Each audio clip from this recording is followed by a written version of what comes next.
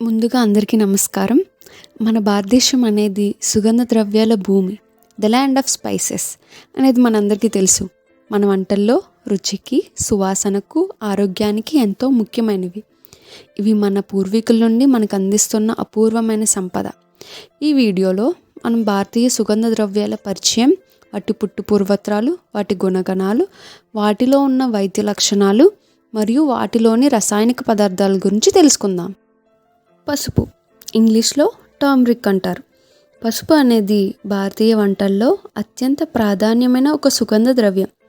పసుపు చరిత్ర దాదాపు 4000 ఏళ్లకు పైగా ఉంది. ఇది భారతదేశంలో ప్రధానంగా తెలంగాణ, తమిళనాడు, ఆంధ్రప్రదేశ్ మరియు కర్ణాటకలో విస్తారంగా పండుతుంది. పసుపును కేవలం వంటల్లోనే కాకుండా ఆయుర్వేదంలో కూడా విస్తృతంగా ఉపయోగిస్తారు.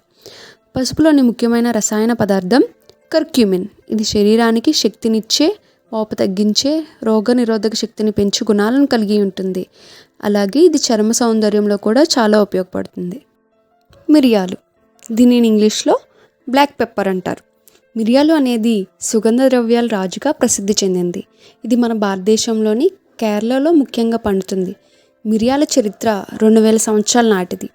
మిరియాలలో పిపరైన్ అనే రసాయన పదార్థం ఉంటుంది. ఇది రుచిని, సువాసనను ఇస్తుంది.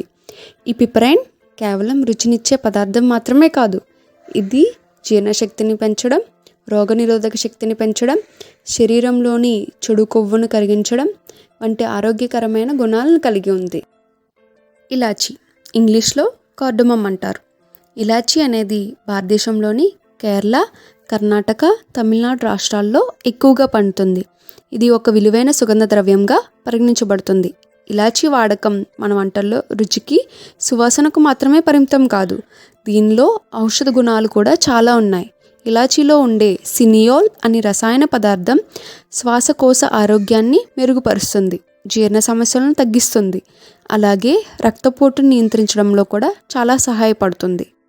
ఇప్పుడు మనం లవంగాల గురించి మాట్లాడుకుందాం. వీటిని ఇంగ్లీష్లో క్లోవ్స్ అంటారు.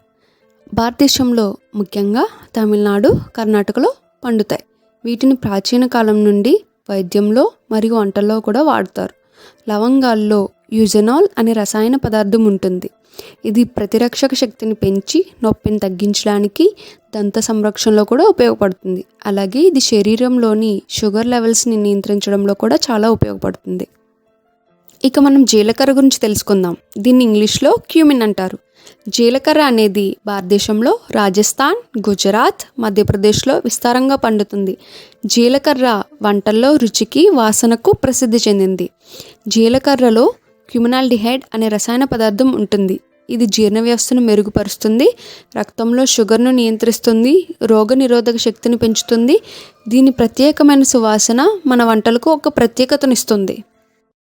ఎండుమిరపకాయలు, ఇంగ్లీష్లో డ్రైడ్ రెడ్ చిల్లీస్ అంటారు.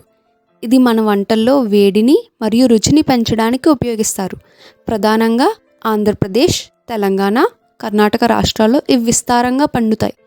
ఎండుమిరపకాయల్లో క్యాప్సాసిన్ అనే రసాయన పదార్థం ఉంటుంది. ఇది శరీరంలో చర్మం ద్వారా వేడిని అందిస్తుంది. ఇది కేవలం వేడిని మాత్రమే కాదు, ఇది నొప్పిని తగ్గించడానికి, శరీరంలో చెడు కొవ్వును కరిగించడానికి, రక్త ప్రసరణను మెరుగుపరచడానికి కూడా చాలా ఉపయోగపడుతుంది. ఇక చివరిగా మనం దాల్చిన చెక్క గురించి తెలుసుకుందాం. ఇంగ్లీష్లో సిన్నమాన్ అంటారు.